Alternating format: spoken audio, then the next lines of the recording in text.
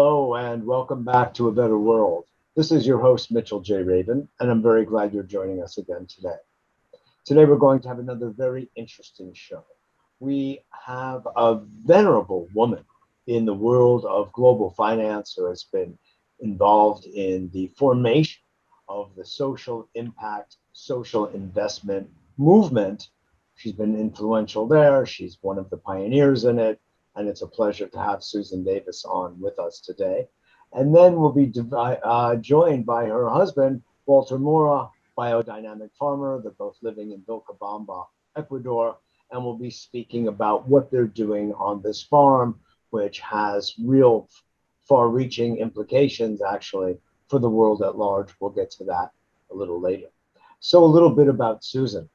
Susan Davis left the division administrator position for Harris Bank Personal Trust Group after 9 years to start Capital Missions Company in June of 1990.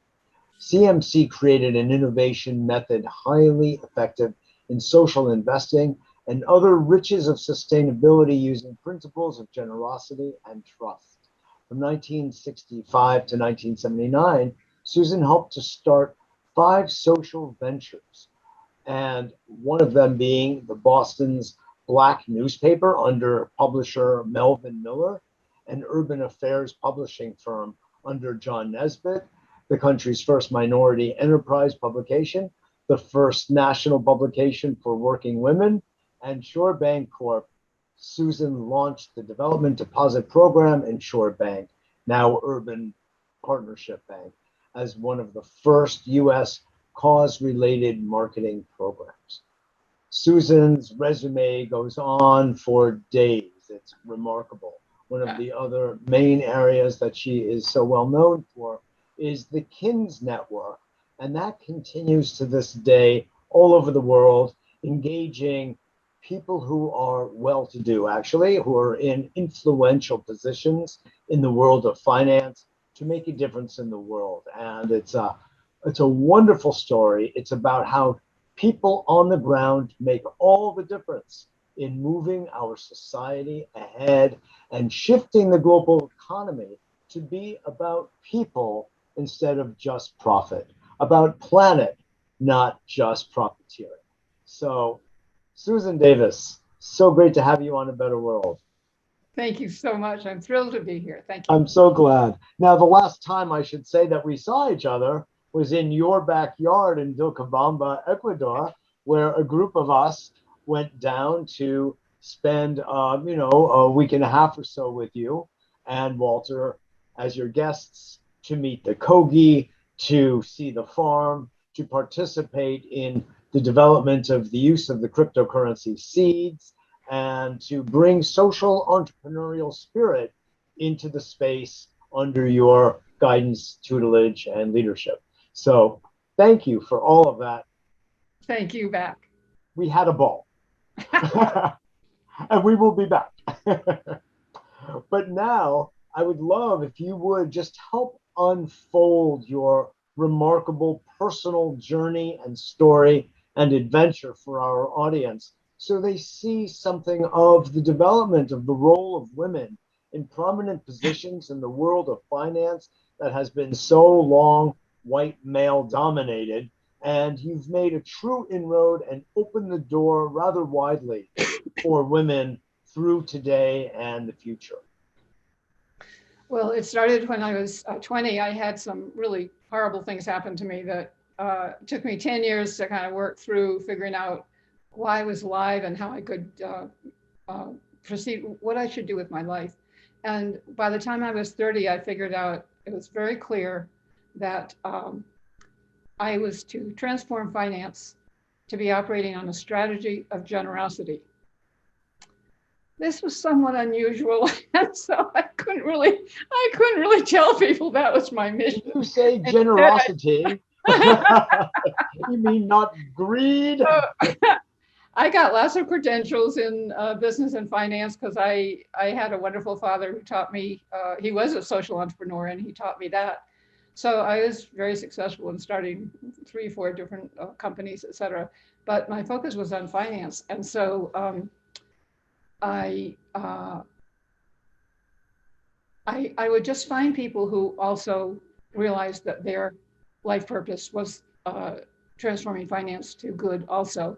There were a lot of people by then because finance was destroying the world faster and faster all over. And So when we, you say that, do you mean, Susan, that the predominance of short-term profitability trumped, no pun intended, everything else like environmental values, social values, humanitarian values, treating people well, staff management, blue collar level, etc.? everything, everything you're saying, yes. So I just started one initiative after another that did use finance for social purpose. And it culminated in me getting a position at the Harris Bank because they'd been sued for billions. They couldn't afford that anymore. They had to get right. So they had to put me in a position of running the trust department, which was very big. What were they being sued for? They were sued for sex discrimination. And it cost them a lot of money. They had to get right away. So they put me in the trust department. And of course, the men had died by then, and my clients were the women. And I asked them how we could be helpful to them. And they said, well, they'd like to understand finance so they could understand what the bankers were talking to them about. So I got them a finance professor, brought him into the bank. He taught the wealthy women in Chicago and around the world. There were a number of billionaire families from around the world. I taught them all finance. Next thing I knew, the president of the bank came walking into my division one day with a really nice statue that turned out to be the bank's highest award for its top employee.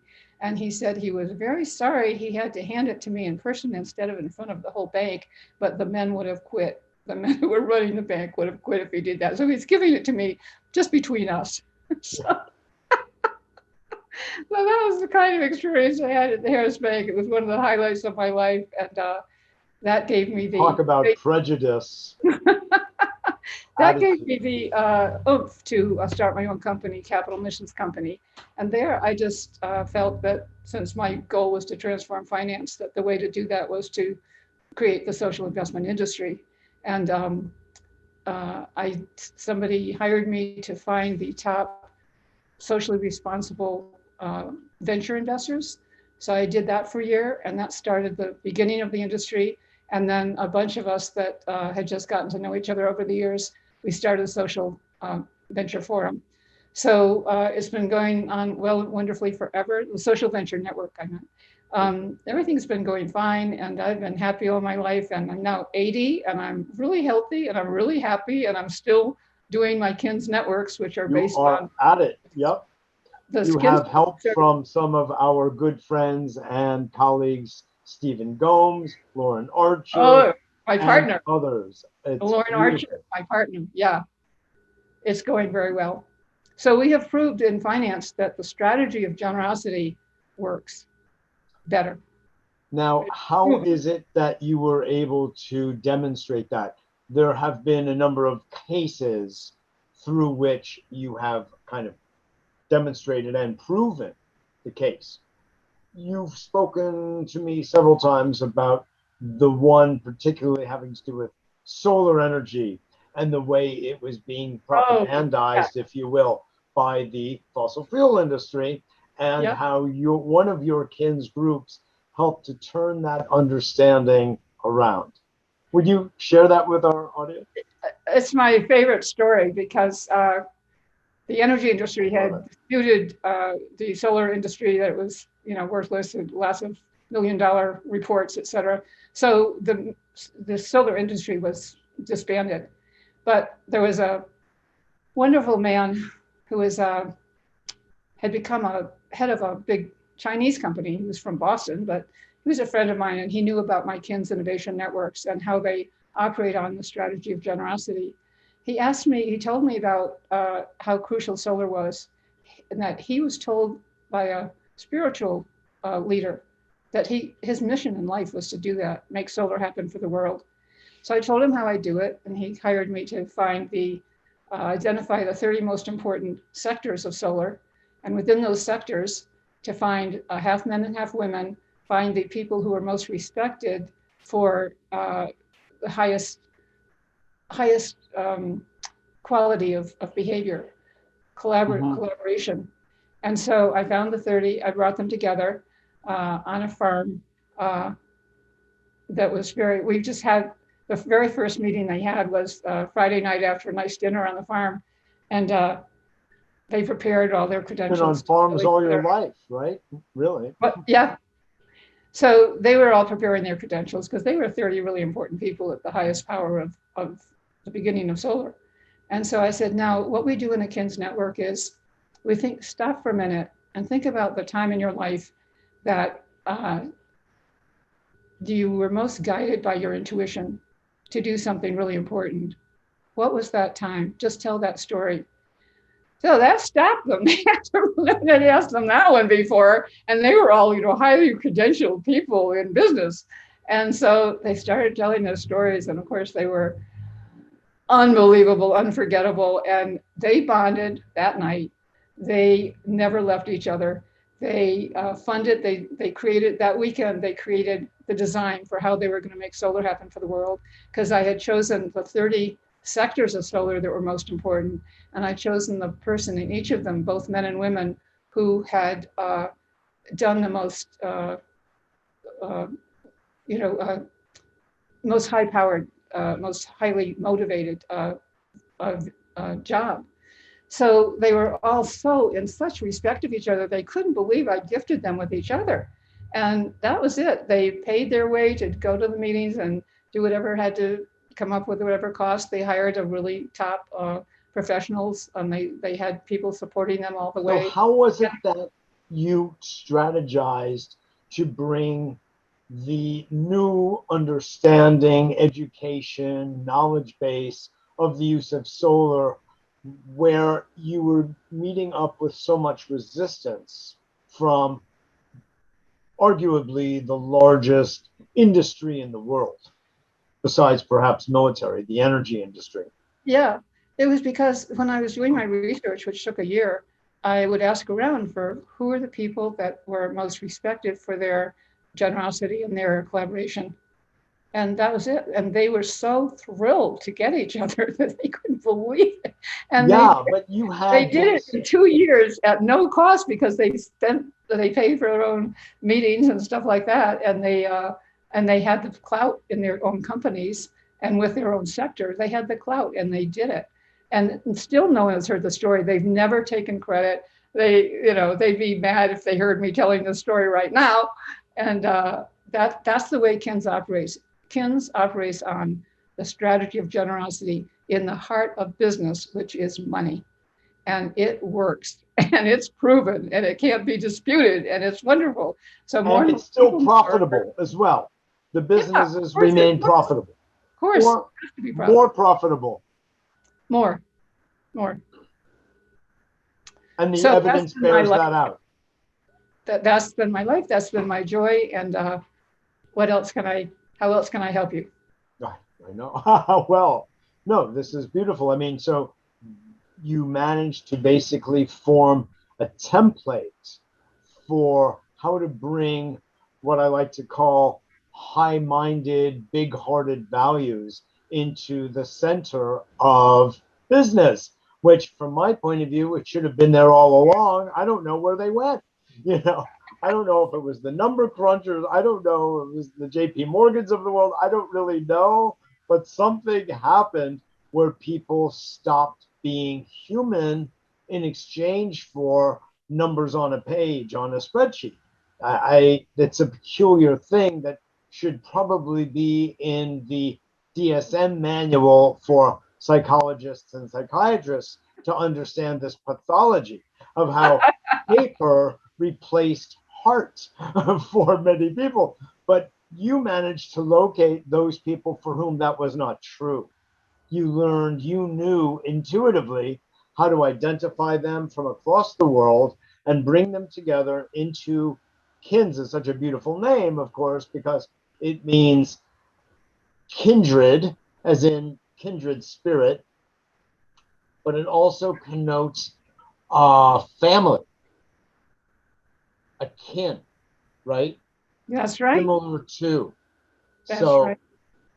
anyway, I just am sort of reinstating the obvious, but it's for the point of understanding that what you did, Susan, and what your compatriots did in the forming of the KINS network and the efforts they have made have demonstrated that generosity at the heart, the compassion at the heart of business works best. It's what business wants to be, is in service and profitable at the same time.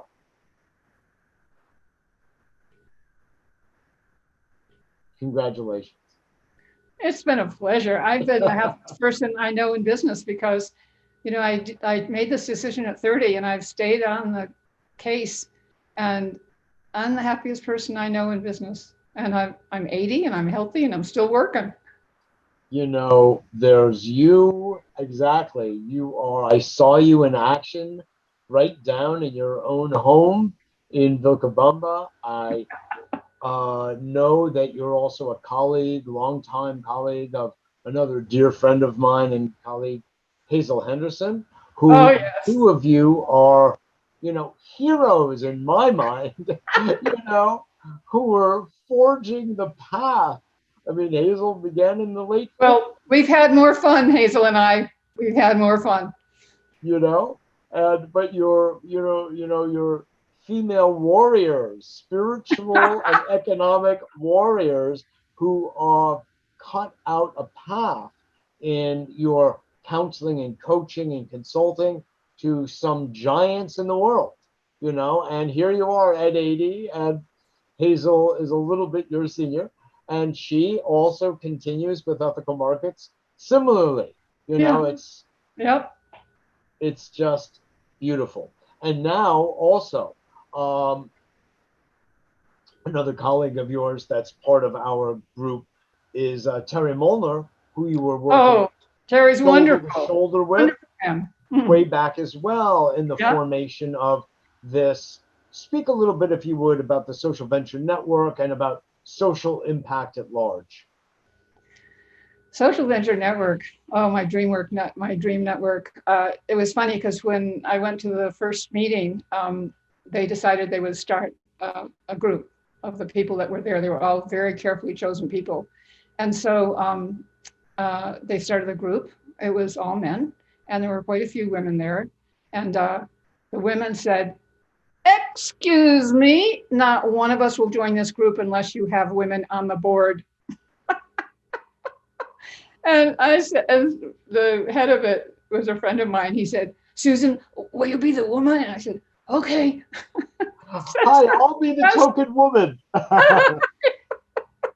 And that didn't last long. We had a lot of women a lot fast because I don't take any prisoners. Right. We had lots of women and we had a wonderful time and we're strongly bonded, and we started an industry overnight for nothing. None of us It's got paid. awesome. It's We had awesome. a wonderful What time. what were some of the impacts that you had in the earlier years of Social Venture Network? The main thing was that I had proven that this method of innovation works, where you operate with the strategy of generosity.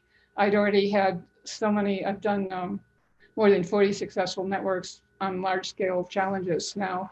And they all work because what we do is we choose the people who've been most successful in a particular sector, who have used the strategy of generosity. When we bring them together, you can imagine the high impact they have because they're so respected and appreciated.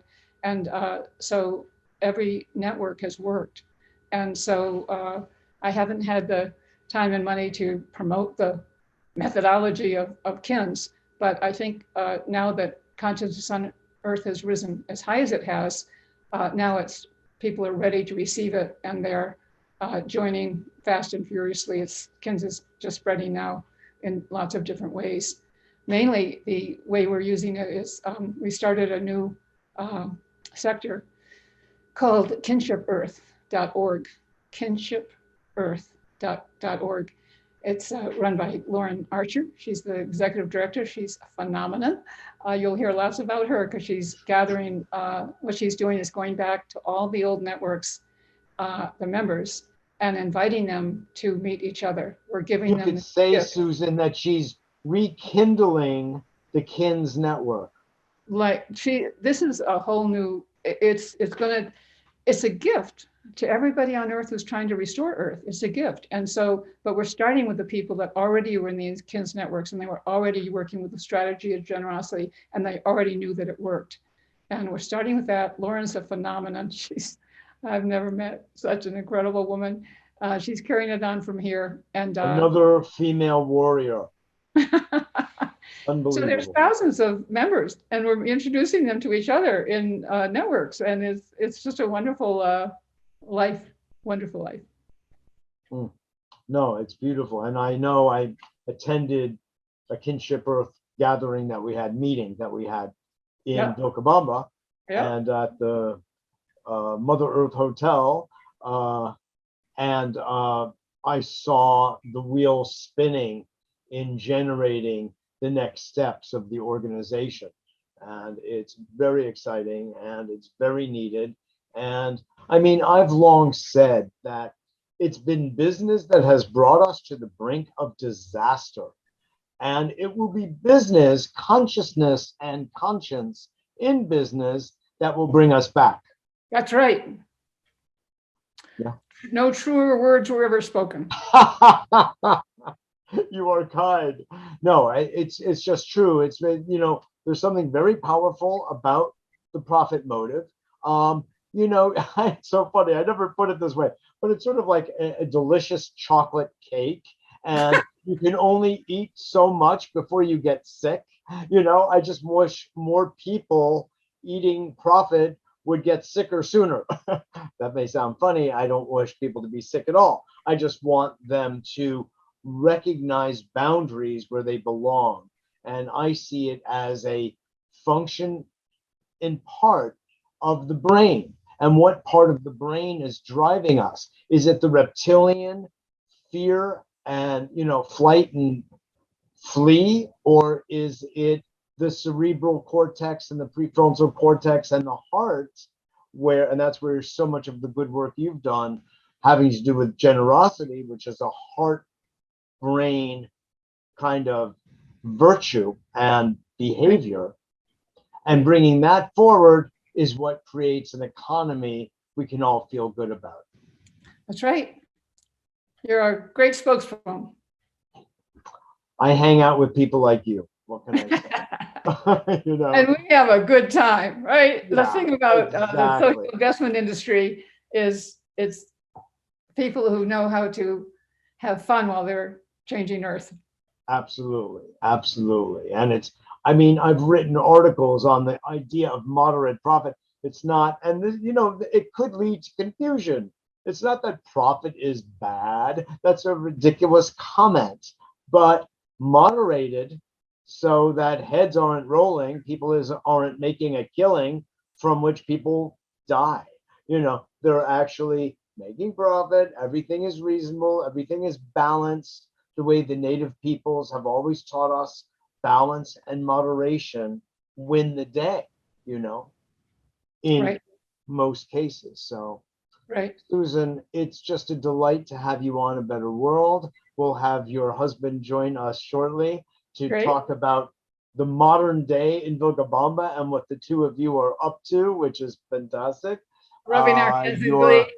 relationship with the Kogi, this venerable spiritual tribe from Colombia that you have befriended, and they you. In just a moment, I just want to thank you and say how much the world appreciates what you have done in these spaces for so long, Susie. And you've made an impact. And what's interesting is at age 80, it's like you're just starting.